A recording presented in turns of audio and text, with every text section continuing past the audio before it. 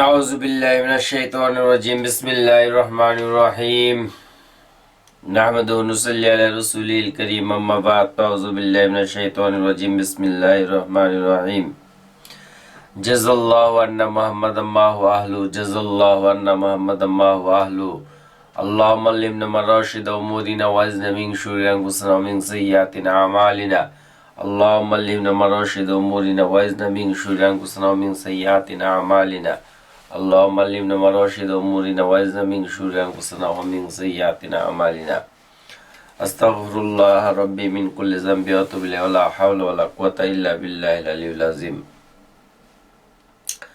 আজকে 21 তারিখ 2025 সাল জানুয়ারি মাস।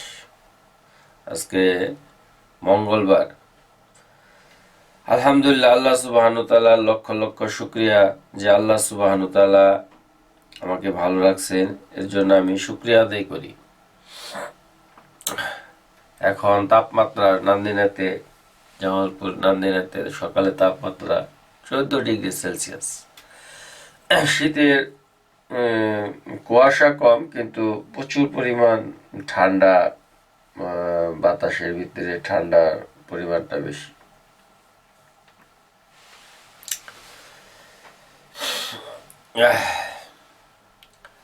তো আল্লাহ সুবহানাহু ওয়া তাআলার বিশেষ মেহেরবানি যে আল্লাহ তাআলা আমাকে আজকে সূর্যের আলো দেখার মতন তৌফিক দান করছেন।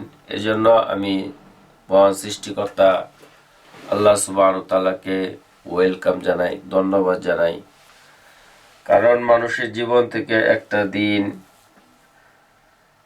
অনেক মূল্যবান। কারণ একটা দিনে আমি যতবার আল্লাহকে স্মরণ করব, রসুলের প্রতি দরুদ পড়ব এবং যতবার আমি তওবা করব আমার ভুলের জন্য, তো আল্লাহ সুবহানাহু ওয়া তাআলা আমাকে এটাকে কাউন্ট করবেন। আমি আজকে যে বিষয় নিয়ে আলোচনা করব, বর্তমান যুগে বর্তমানে বেশিরভাগ মানুষ হতাশ, এ টু জেড অনেকের ভিতরে হতাশতা কাজ করতেছে। ছোট থেকে নিয়ে, বড় থেকে নিয়ে, তরুণ থেকে নিয়ে, তরুণী থেকে নিয়ে, একবারে হাই লেভেলের লোক থেকে নিয়ে ফুটপাতে যে ঘুমায়, তাদের ভিতরে অনেকের ভিতরে হতাশা কাজ করতেছে। হতাশা থেকে মুক্তি আমাদেরকে পাইতে হইলে আমাদের কিছু আল্লাহ তাআলা যে বিধানগুলা, কিছু নিয়ম কানুন বাতলাই দিচ্ছে, এগুলো আমাদেরকে জানতে হবে, বুঝতে হবে এবং অন্যের সাথে এগুলা আলোচনা করতে হবে। কারণ যতই আমি আলোচনা করব ততই আমার দিলের ভিতরে এটা এফেক্ট হবে। আমি আলোচনা করতেছি আসলে কাউকে হেদায়েতের দিন নিয়তের জন্য না, যাতে করে আমার নিজের ভিতরে এই পরিবর্তনগুলো আসে। যখন একটা মানুষ হতাশায় নিমজ্জিত হয়, যখন দেখে যে তার কাছে তার স্ত্রী তাকে বোঝার চেষ্টা করতেছে না, তার সন্তান তাকে বোঝার চেষ্টা করতেছে না, তার পরিবারের লোকজন তাকে বোঝার চেষ্টা করতেছে না, অথচ তার পিতা তাকে বোঝার জন্য চেষ্টা করতেছে না, এবং কেমন সিচুয়েশন তৈরি হয় যে তার আশপাশের প্রতিবেশী যারা তাকে হেল্প করার কথা ছিল বা সহানুভূতি করার কথা ছিল, তারাও তাকে মুখ ফিরে নিছে। এই অবস্থার ভিতরে আসলে ওই ব্যক্তিটার করণীয় কি? ওই ব্যক্তিকে তাহলে কি ফাঁসি দিবে, আত্মহত্যা করবে? ওই ব্যক্তি কি তাহলে বিষ খাবে, রেলের নিচে গলা দিয়ে সে টুকরা হয়ে যাবে? তাহলে তো ওই ব্যক্তি তো একটা বাঁচার জন্য একটা অবলম্বন তো অবশ্যই আল্লাহ তাআলা কোরআনের কাহিনীর ভিতরে সলিউশন আল্লাহ সুবহানাহু ওয়া তাআলা দিয়ে দিয়েছেন। আল্লাহ তাআলা এই পৃথিবীতে মানব সভ্যতার শুরু থেকে লাস্ট পর্যন্ত প্রত্যেকটা জিনিসের আল্লাহ তাআলা ফিনিশিং দিয়ে দিয়েছেন কোরআনের ভিতরে। এমন একটা জিনিস নাই যে তিনি একবারে মানুষের জীবন ধারা, তারপরে মানুষের আত্মীয়তা সম্পর্ক, স্ত্রী পুত্রের সাথে সম্পর্ক এবং বিপদ আপদের ভিতরে কি করতে হবে এবং আনন্দ উল্লাসের সময় কি করতে হবে এবং কঠিন থেকে কঠিন সিচুয়েশনের ভিতরে কি করতে হবে, এখানে প্রত্যেকটারই আল্লাহ সুবহানাহু ওয়া তাআলা এটা সলিউশন দিয়ে দিচ্ছেন। কারণ আল্লাহ তাআলা বলছেন যে কোরআনের ভিতরে প্রত্যেক জিনিসের এখানে আল্লাহ তাআলা মানুষের জন্য মঙ্গল নিহিত করে রাখছেন এবং হুদাল্লিন লিন্নাস, হুদাল্লিন লিন্নাস, এটা আল্লাহ তাআলা কোরআনের ভিতরে বলছে। তো সেই জন্য এমন কোনো বিষয়বস্তু, এমন কোনো জিনিস নাই যেটার সমাধান আল্লাহ সুবহানাহু ওয়া তাআলা কোরআনের ভিতরে দেয় নাই।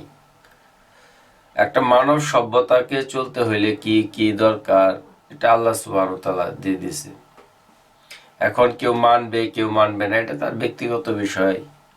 আর এর জন্য সে যদি মানে, তার জন্য সে কি হইতে পারে, তার জন্য দুনিয়ার জীবনে কি হইতে পারে আর আখিরাতের জীবনে কি হইতে পারে, এখানে আল্লাহ সুবহানাহু ওয়া তাআলা সমস্ত কিছু ডিটেইলস সবকিছু বলে দিয়েছে। যেমন আল্লাহ রসুলের নাতনি, রাসূলুল্লাহ সাল্লাল্লাহু আলাইহি ওয়াসাল্লামের নাতনি ইমাম হাসান হুসাইন রাদিয়াল্লাহু তাআলা আনহু, তারা কি খারাপ মানুষ ছিল? তারা অত্যন্ত ভালো মানুষ ছিল। এবং রাসূলুল্লাহ সাল্লাল্লাহু আলাইহি ওয়াসাল্লামের যখন নামাজ পড়তো তখন তারা পিঠের উপরে বসে থাকতো। আল্লাহ রাসূল সাল্লাল্লাহু আলাইহি ওয়াসাল্লাম কখনো সিজদা তুলতো না, দেখা যায় দীর্ঘক্ষণ তিনি সুবহান রাব্বিল আলা পড়তেছিল। তো তাদেরকে নির্মমভাবে হত্যা করা হয়েছে। তো এখানে কি শিক্ষণীয় বিষয় নেই যে তিনারা কি খারাপ মানুষ ছিল? আবার মুআবিয়া রাদিয়াল্লাহু তাআলা আনহুর ছেলে ইয়াজিদের নির্দেশে সীমা তাদেরকে হত্যা করা হয়েছে। এবং ইয়াজিদ সে কি করে কয় বাদশা ছিল, তো সে সাম্রাজ্য চালাইছে, সে অনেক আনন্দ ফুর্তি, অনেক বিলাসিতা জীবন যাপন করছে। এখানে কি শিক্ষা নাই? প্রত্যেক জিনিসেরই আসলে শিক্ষণীয় বিষয় আছে, এমন কোনো জিনিস নাই যে যেখানে শিক্ষা নেই। তো আমি আজকে ওদিকে কথা বলতে চাইতেছি না, আমি বলতেছি যখন একটা মানুষ সব দিক দিয়ে দেখবে যে আমার আর এখন কোনো রাস্তা নাই, আমি এখন তাহলে এই মুহূর্তে করণীয় কি, আমার করণীয় কি, যে আমি এমন একটা, যেটা আমাদের বাংলা ভাষায় বলে যে মাইন্ডকে চিপাই পড়ছে, মাইন্ডকে চিপাই পড়ছে, যেটা মানুষ আমাদের খাস বাংলা ভাষায় বলে। আল্লাহ তাআলা কোরআনের ভিতরে বলছে কি, যে কিংকিতব্য বিমূঢ় করে আমি তাকে ছেড়ে দিব। আল্লাহ তাআলা কোরআনের ভিতরে বলছে। তো এরকম সিচুয়েশন যদি হয় যে আমাকে কেউ বুঝতেছে না, বা আমার পরিবারের লোকজন, আমার ছেলে পেলে, এভরিথিং আদারওয়াইজ যাদের কাছ থেকে আমার সাহায্য সহযোগিতা পাওয়ার কথা ছিল, আমার কেউ বুঝতেছে না, তাহলে আমার করণীয়টা কি? এখন করণীয় না জানার কারণে অনেকে আত্মহত্যার প্রথম পথ বেছে নিতেছে, অনেকে সুসাইড করতেছে বিভিন্ন ভাবে, বিভিন্ন রকম ভাবে। তো আমি ওই সমস্ত ভাইদেরকে যারা বিভিন্ন ভাবে, ওই সমস্ত ইয়াং তরুণ থেকে নিয়ে যারাই আছেন, তাদের উদ্দেশ্যে আমি বলবো যে অবশ্যই আপনি প্রথমেই তওবাতুন নাসুহা করেন, যে আমি যে ভুল করছি অথবা ভুল করি নাই, আমি আল্লাহ তাআলার পথে আছি, কিন্তু আল্লাহ তাআলা আমাকে বিপদ দিয়ে পরীক্ষা করতেছেন। যেরকম আইয়ুব আলাইহিস সালাম, তিনি কোনো ভুলও করেন নাই, তিনি কোনো ধরনের পাপাচারও লিপ্ত হন নাই, তিনি আল্লাহ সুবহানাহু ওয়া তাআলা তাকে রাজত্ব দিছিল, বাদশাহী দিছিল। এখন তাকে বলা হইতো যে তাকে এই বাদশাগিরি দেওয়ার কারণে, আর তার অনেকগুলো স্ত্রী ছিল, অনেকগুলো দাস দাসী ছিল, বিলাসিতা জীবন ছিল, এই জন্যই সে আল্লাহ তাআলাকে ডাকে। তখন আল্লাহ তাআলা এটাকে জাস্টিফাই করার জন্য, পরীক্ষা করার জন্য, আল্লাহ তাআলা তার কাছ থেকে তাকে বিরল রোগে আক্রান্ত করলো। এমন একটা রোগে আক্রান্ত হলো যে তার শরীরে আস্তে আস্তে পোকা ধরলো, পোকা ধরতে ধরতে তার সারা শরীর পোকা ধরে গেল, তার শরীর দুর্গন্ধ ছড়াই পড়লো, তার দুর্গন্ধে তার কাছে কেউ থাকতে পারে না, তার স্ত্রী চলে গেল, তার মাল দৌলত সবকিছু মানুষের লুটতরাজ করে নিয়ে গেল, তার বাসায় গিয়ে চলে গেল।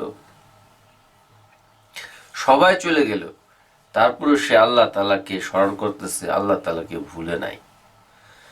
তার একটা বিবি ছিল, তার নাম ওয়াইফ ছিল, তার নাম ছিল রহিমা। সে তাকে যতটুকু পারছে তার পর্যালোচনা, তার খেদমত সেবা যত্ন করছে।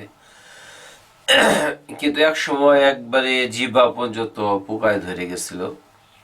তখন তিনি আল্লাহর কাছে প্রার্থনা করলেন যে আল্লাহ, আমি তোমার নাম যাতে স্মরণ করতে পারি, তুমি আমাকে এইটুক যাওয়াকে তুমি সেভ করো। যাই হোক, আল্লাহ তাআলা তার ওই কথাগুলোকে ভালো লাগছে। আল্লাহ তাআলা তার পরীক্ষার ভিতরে সে উত্তীর্ণ হয়েছে। হওয়ার পরে আল্লাহ তাআলার পরীক্ষার ভিতরে, ইমতিহানের ভিতরে, তো আল্লাহ তাআলা তাকে আবার ওই বাদশাগিরি দিয়ে দিছে। যখন সে বাদশাগিরি পাইল, তার যখন একটা মানুষের যখন পজিশন শক্ত হয়ে যায়, তখন যে সমস্ত মানুষগুলো তাকে দেখে পালায়ন করছিল তারা আবার ভিড় করলো। তার সমস্ত স্ত্রীরা ফিরে আইলো, তার দাসদাসীরা ফিরে আসলো, তার স্ত্রী এবং পুত্র, তার কন্যা সন্তান, তার মেয়ের জামাই, তার ছেলের বউয়েরা আবার সবাই ফিরে আসলো। কারণ ওই যেতে সে বাসায় ফিরে আল্লাহ সুবহানাহু ওয়া তাআলা তাকে দিছে। কারণ আল্লাহ তাআলা তো চোখের পলকে সবকিছু করতে পারেন, কুন ফায়াকুন। আল্লাহ তাআলা বলছেন যে আমি যা কিছু করি সব কুন এবং ফায়াকুনের ভিত্তি করি। আমি চাইলে সকালবেলা রাজাকে বিকালবেলা ভিখারি বানাই দিতে পারি, আবার বিকালবেলার রাজাকে আমি সকালবেলায় তাকে ফকির বানাই দিতে পারি। এটা আল্লাহ তাআলা কোরআনের ভিতরে আল্লাহ তাআলা বলছেন, অত ইজ্জু মাংতাসা অত জিল্লু মাংতাসা। আমি যখন যাকে চাই তাকে ইজ্জত দান করি, ইজ্জতের আসনে বসাই। আবার আমি যখন যাই আমি তাকে বেইজ্জতের চরম শিখানে আমি পৌঁছায় দিই। এটা আল্লাহ তাআলা পারেন। আল্লাহ তাআলা বলছেন ইয়াখলুকু মা ইয়াশা, আমি যা ইচ্ছা তাই করতে পারি। এটা আল্লাহ তাআলা পারেন, এতে সন্দেহ লেশ মাত্র নাই। আমি আমার ব্যক্তি জীবনের কথা আমি বলি। আমার যে পাটা কাটছে, আমি তার বোধহয় 10 মিনিট আগে ভাবি নাই যে আমার আজকে পা কাটা যাবে। তাহলে তো আল্লাহ তাআলা যে পারেন, আল্লাহ তাআলা যে সবকিছু করতে পারেন, এটাকে আমি আগে যতই অনেক বিশ্বাস, আল্লাহ তাআলার প্রতি আমার যতটুকু বিশ্বাস ছিল, বরং এই পা কাটার পরে সৃষ্টিকর্তার প্রতি বিশ্বাস আমার আরো প্রায়, আমার মনে হয় যে আমি লক্ষ থেকে কোটি গুণ বেশি আমার এই পা কাটার প্রতি, সৃষ্টিকর্তার প্রতি আমার বিশ্বাস আছে যে আল্লাহ তাআলা চোখের পলকে কি করতে পারেন। চোখের পলকে আল্লাহ তাআলা একটা মানুষকে আমি এই বেশিরভাগই ট্রাউজার পরতাম এবং গেঞ্জি পরতাম। দেখা যায় আমি সকালবেলা অনেক দূর আমি রান করতাম, অনেক দূর, প্রায় 7-8 কিলো, কখনো 10 কিলো পর্যন্ত আমি দৌড়াইতাম। তো আল্লাহ তাআলা চোখের পলকে আমার এই পাটাকে যে নিয়ে গেল, তাহলে আল্লাহ তাআলা কি না করতে পারে। তারপরে পা কাটার পরে এক বিভীষিকাময় এক জীবন আমার জীবনে নেমে আসলো, যেটা আমি কখনো কল্পনাও করতে পারি নাই, আজ করতেও পারি নাই। যারা আমার আপনজন ছিল, কাছের মানুষ ছিল, তাদের জুলুম, অত্যাচার, নির্যাতন, আমার প্রতি প্রতিহিংসা, পরায়ণতা আরো বেড়ে গেল। তাদের উদ্দেশ্য হইল যে তার এগুলা বেঁচে থাকার লাভ নাই, তার সম্পত্তি আছে, তার টাকা পয়সা আছে, এগুলো আমাদের দরকার। যাই হোক, তারা নানান রকম ভাবে সন্ধি বন্দি, বিভিন্ন ভাবে কলা কৌশলে যে করার কথা না তারাও করছে। এমন এমন মানুষ আমার সাথে আচরণ করছে যাদের ব্যাপারে আমি অনেক ভালো চিন্তা ভাবনা করতাম, কিন্তু তারাও আমার সাথে কেউ প্রকাশ্যে করছে, কেউ মুনাফিকি বসে বসে, কেউ ভালোবাসা দেখায় করছে, কেউ কি করে কয় প্রেম মহব্বত দেখায় করছে, যেটা কল্পনার বাইরে। তো মানুষের প্রতি যখন এই মানুষের দুর্বলতাটা সুযোগ পায়, তখন তাকে মানুষ বিভিন্নভাবে তাকে ক্ষতি করার জন্য চেষ্টা করে। তো যারাই করছে তারা, আমি সবাইকে চিনি, তাদের সবাইকে জানি, এবং কি সবাইকে আমি আমার মনের ভিতরে আছে। তো আমি হয়তো তাদের বিরুদ্ধে কোনো ধরনের রিয়াকশন নিতে পারবো না, কিন্তু আমার যে দিলের হালতটা, দিলের যে পরিস্থিতিটা, এটা একমাত্র আল্লাহ সুবহানাহু ওয়া তাআলাই জানে। তো আল্লাহ তাআলা এটাই হয়তো চাইতেছে যে এইগুলো আমি সবকিছু করতে পারি, এটা আল্লাহ তাআলা আমাকে বুঝাইছে, এটা অন্য কেউ কেউ বুঝায় নাই, যে আল্লাহ তাআলা আমাকে বুঝাইছে যে আমি ইচ্ছা করলে সবকিছু করতে পারি। যাই হোক, সর্বোপরি আমি যে কথা বলার আমার উদ্দেশ্য সেটা হলো,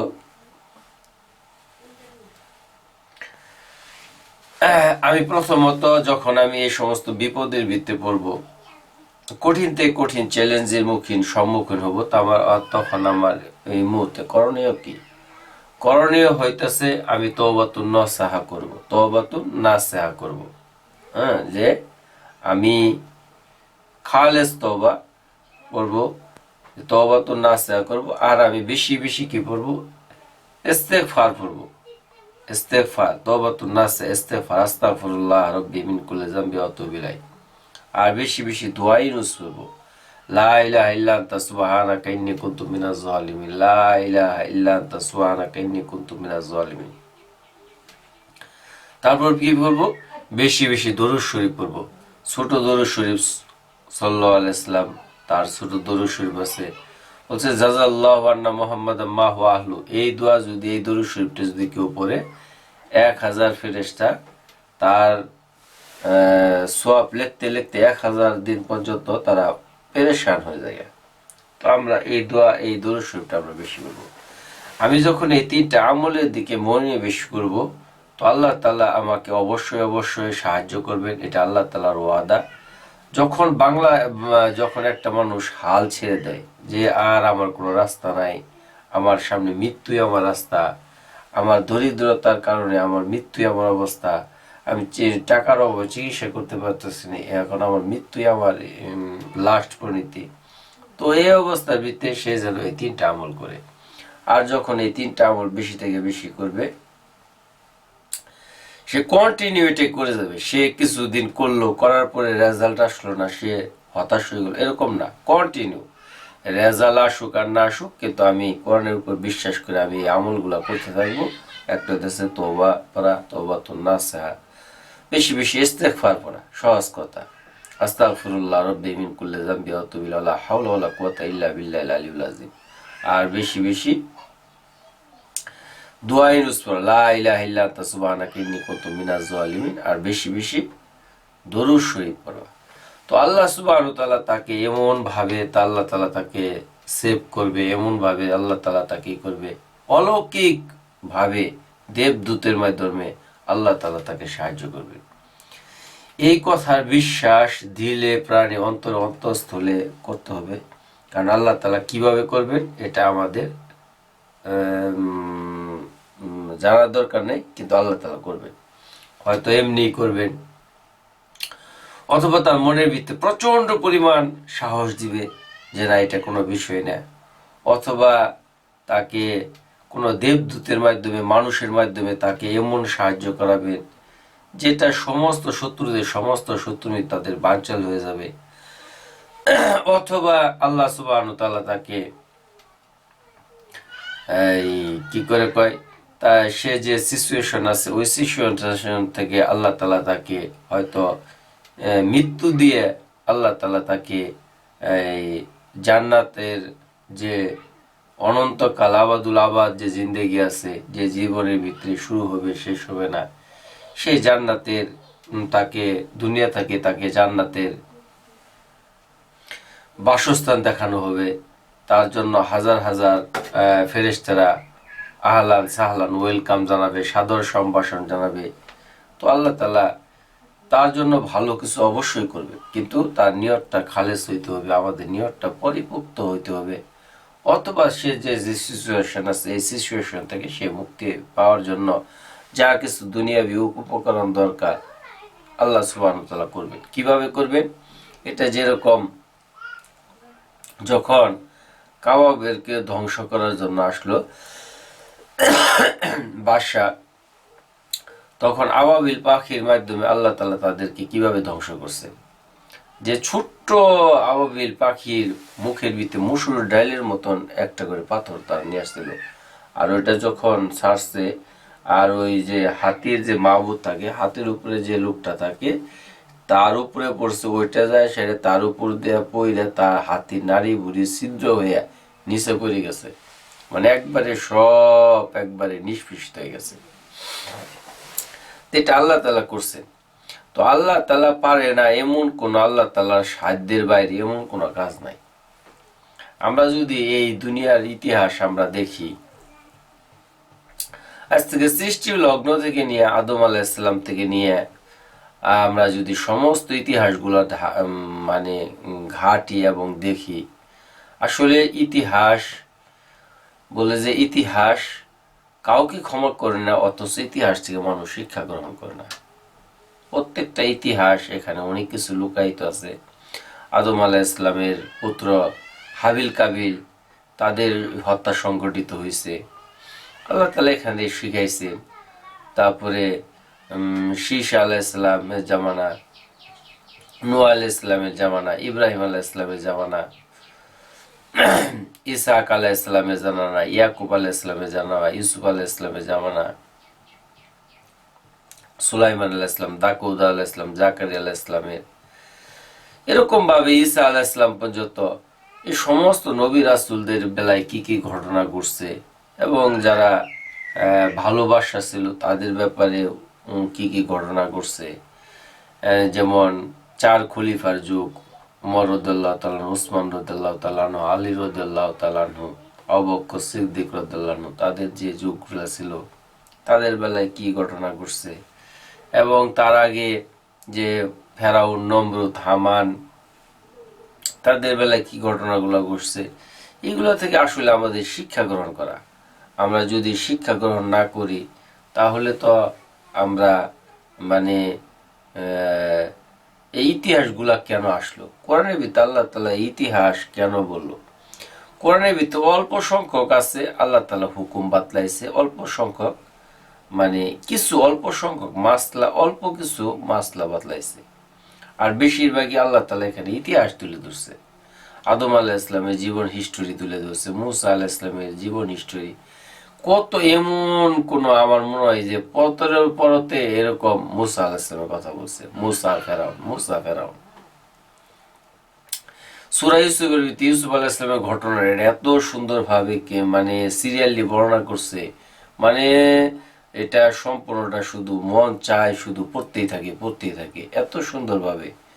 যারা এই সূরা ইউসুফ আলাইহিস সালামের ঘটনাটা শুনবেন তো এটা মনে হয় না যে এই শেষ করি, মানে মনে হয় যে, তো এখানে আল্লাহ তাআলা এখানে ইতিহাসগুলো তুলে ধরছে। জাকারিয়া আলাইহিস সালাম একটা ভুলের কারণে তাকে করাত দিয়ে চিরা হয়েছে, ইউনূস আলাইহিস সালাম একটা ভুলের কারণে নবী, তাকে মাছের পেটের ভিতরে যাইতে হয়েছে। আর ইব্রাহিম আলাইহিস সালাম বাপের কথা মানে নাই, তাকে আগুনের ভিতরে নমরুদ ফালাইছে। আর ওই ইব্রাহিম আলাইহিস সালামের জন্য আগুনের ভিতরে তার কত মানে খুব সুন্দর একটা জীবন লাইফ সে সেখানে যতদিন ছিল। তো এগুলোকে আল্লাহ তাআলা তুলে ধরছে। তো আমার কথা বলার উদ্দেশ্য হইল, আমি অনেকদিন অনেক রকম কথা বলি, আজকের কথা বলার উদ্দেশ্য যে সমস্ত ব্যক্তিরা বাংলাদেশেই থাকেন, বিদেশেই থাকেন, যেখানেই থাকেন, দেশে থাকেন, বাড়িতে থাকেন, যেখানেই থাকেন, যারা অতিমাত্রায় হতাশাগ্রস্ত আছে তাদের জন্য আমার এই কথাগুলোকে, একটা মানুষ অতিমাত্রায় আনন্দ উৎফুল্ল আছে ওই অবস্থায় তার করণীয় কি? যখন একটা মানুষ অতিমাত্র আনন্দ উৎফুল্ল থাকে সে সেজন্য সেই অবস্থার ভিতরে শুকরিয়া আদায় করে, আলহামদুলিল্লাহ তুমি আমাকে এই নিয়ামত দিচ্ছ, আমি এই অবস্থার ভিতরে আমি আল্লাহ সুবহানাহু ওয়া তাআলা তোমার যতটুকু পারি তোমার ইবাদত বন্দেগী আরো বেশি থেকে বেশি তোমার শুকরগুজার বান্দা হিসেবে আমি পরিণত হব। এই জন্য আমি নিজেকে প্রস্তুতি নিব। যাই হোক, আজকে আমার কথাগুলা বলার উদ্দেশ্য মানে মানে যারা অতিমাত্রায় হতাশ আছে তাদের জন্য আল্লাহ তাআলা রাস্তা খুলে দিবেন। আল্লাহ তাআলা বলছেন, আমি আল্লাহ যদি চায় সুয়ের ছিদ্রের ভিতর দিয়ে পুরা পৃথিবী নিতে পারবে, অথচ সূর্যটা পৃথিবীর চেয়ে 13 লক্ষ গুণ বড়, এক একটা নক্ষত্র পৃথিবীর চেয়ে কোটি কোটি গুণ বড়, আর হাজার হাজার কোটি কোটি নক্ষত্র মিলে একটা ছায়াপথ গঠিত হয়েছে। আর কোটি কোটি ছায়াপথের সন্ধান বর্তমান সায়েন্স পাইছে। আর এর ভিতরে আছে তার উপরে প্রথম আসমান, দ্বিতীয় আসমান, সপ্তম আসমান, এগুলো সবকিছু একটা সুয়ের ভিতর দিয়ে আল্লাহ তাআলা ঢুকাইতে পারেন। এটা আল্লাহ তাআলার কাছে অসম্ভব কিছু নাই। আল্লাহ সুবহানাহু ওয়া তাআলার কাছে অসম্ভব বলতে কোনো কিছুই নাই। যাই হোক, আজকে দিনে তাপমাত্রা টেম্পারেচার একদম বেশি ঠান্ডা। কথা বলতেছি বারবার কাশ আসতেছে। তো অবশ্যই অবশ্যই আমার কথাগুলোকে বোঝাচ্ছে সাধুর না সাজি, সাধুর ভার না করি, প্রকৃতপক্ষে আমি একজন ভালো মানুষ হই। আর আমার খানা যদি কাউকে খাওয়াই, একজন ভালো মানুষকে আমার খানাটা খাওয়াই। কারণ পৃথিবীতে সর্বোত্তম রিজিক হইতেছে কেউ যদি কাউকে খুশি মনে কাউকে কোনো কিছু খাওয়া, এটা হচ্ছে সবচেয়ে হালাল রিজিক। তো যাই হোক, আমরা আজকে যাই করি না কেন, আমরা সর্ব অবস্থায় যাতে করে আল্লাহ তাআলার প্রতি বিশ্বাস রাখি এবং সাধু না সাজি, সাধুর ভানকান না করি। প্রকৃতপক্ষে আমি একজন ভালো মানুষ হওয়ার জন্য চেষ্টা করব, A to Z। আমার দ্বারা এমন কোনো কাজ না হয় যার দ্বারা দেশ ক্ষতিগ্রস্ত হয়, পরিবার ক্ষতিগ্রস্ত হয়, জাতি ক্ষতিগ্রস্ত হয়, এবং কি সারা ওয়ার্ল্ডের ভিতরে বাংলাদেশের সুনাম যাতে করে নষ্ট হয়, এই ধরনের কোনো ধরনের কাজ আমি করব না। কারণ মাতৃভূমিকে ভালোবাসা এটা আমাদের কর্তব্য। আল্লাহ রসুল সাল্লাল্লাহু আলাইহি ওয়াসাল্লাম যখন মক্কা থেকে মদিনা যায়, তিনি বারবার মক্কার দিকে তিনি চায় লিখতেছিলেন। যাই হোক, সর্বোপরি স্লিপ অফ টাং, আমার কথার ভিতরে যদি কোনো ধরনের ভুল ত্রুটি থাকে কাইন্ডলি আমাকে ক্ষমা দৃষ্টিতে দেখবেন এবং আমাকে আপনারা শুধরাই দেওয়ার জন্য চেষ্টা করবেন। তো আমি একজন সাধারণ মানুষ, সবাই আমার জন্য দোয়া করবেন। তো আজকে তারিখ হচ্ছে, আমি আবারও বলতেছি, আজকে তারিখ হচ্ছে জানুয়ারি মাস 21 তারিখ, জানুয়ারি মাস 21 তারিখ 2025 সাল। আজকে রোজ মঙ্গলবার। তো আপনারা ভিডিওটা বেশি বেশি করে শেয়ার করে দিবেন। হয়তো এই একটা ভিডিওর মাধ্যমে কারোর লাইফের ভিতরে একটা সে সমস্যা পড়ে রয়েছে, কিন্তু সে এটার সলিউশন কোথাও খুঁজে পাইতেছে না, হয়তো তার জীবনটা পরিবর্তন হবে। এখন আমরা একটা শেয়ার করার ভিতরে কার্পণ্য বোধ করতেছি। যাই হোক, আল্লাহ তাআলা সুবহানাহু ওয়া তাআলা যা চাইবে বান্দার জন্য তাই ঘটবে। আল্লাহ তাআলার উপরে আমরা পরিপূর্ণ ভরসা করব। ওমাইয়া তাওয়াক্কুল আল্লাহ ফাহু হাসবু, যে ব্যক্তি আল্লাহ তাআলার উপর পরিপূর্ণ বিশ্বাস করবে, আল্লাহ তাআলা তার জন্য যথেষ্ট। একটা মানুষ যদি সুপ্রিম পাওয়ারের কাছে আত্মসমর্পণ করে, আর সুপ্রিম পাওয়ার যদি তার সাথী হয়, আর যদি তার জন্য যদি যথেষ্ট হয়, তাহলে আসলে তার ভয়ের কিছু নেই, হতাশাগ্রস্ত হওয়ার কিছু নেই। আল্লাহ তাআলা আমার কথাগুলোকে বোঝার তৌফিক দান করুক, এবং এই বুঝ অনুযায়ী আমি নিজেকে ওইভাবে প্রিপারেশন নিতে থাকবো। আমরা যে কোনো অবস্থায় থাকি না কারণ আল্লাহ তাআলা শুকরিয়া আদায় করব। আর যাদেরকে আল্লাহ সুবহানাহু ওয়া তাআলা নিয়ামত দিচ্ছে, তার আরও বেশি বেশি শুকরিয়া আদায় করা। নিয়ামতের যত বেশি শুকরিয়া আদায় করবো, আল্লাহ তাআলা তার নিয়ামতকে তত বেশি বৃদ্ধি করে দিবে। আর যারা বিপদে আছে, তারা অবশ্যই ধৈর্য ধারণ করব, আর এই আমলগুলা করতে থাকবো। আল্লাহ তাআলা অবশ্যই অবশ্যই আমার জন্য কঠিন থেকে কঠিন রাস্তা যদিও থাকে, আল্লাহ তাআলা আমার সিচুয়েশনকে ভালো করে দিবেন। একটা না একটা করবে। আমাকে মৃত্যু দিয়েও হয়তো আল্লাহ সুবহানাহু ওয়া তাআলা ভালো ওই খারাপ পরিস্থিতিতে উদ্ধার করতে পারেন। আসলে দুনিয়ার জীবনটা আসলে এটা একটা পরীক্ষা ক্ষেত্র। এখানে আমরা সবাই পরীক্ষা দিতে আসছি। এখানে আমরা কেউ কি করে কয় এই কি করে মানে এমন খেলাধুলার জন্য আসে নাই। আল্লাহ তাআলা নিজেই বলছেন যে তুমি কি মনে করেছো যে আমি তোমাকে এমনি দুনিয়াতে পাঠাইছি, এমনি তোমাকে সৃষ্টি করছি? যাই হোক, আমার সারা ওয়ার্ল্ডের ভিতরে অন্য ধর্মাবলম্বী যারা আছে তাদের প্রতি আমার আন্তরিক শুভেচ্ছা এবং ভালোবাসা রইল। আমরা সবাই একে অপরের প্রতি দোয়া করি, একে অপরের প্রতি ভ্রাতৃত্ববোধ বজায় রাখি, প্রত্যেকের উপর আন্তরিক হই, সাধু না সাজি, সাধুর ভান না করি। তো আল্লাহ তাআলা আমাদের এই কথাগুলোকে বোঝার এবং আমল করার তৌফিক দান করুন। আমিন আমিন সুম্মা আমিন।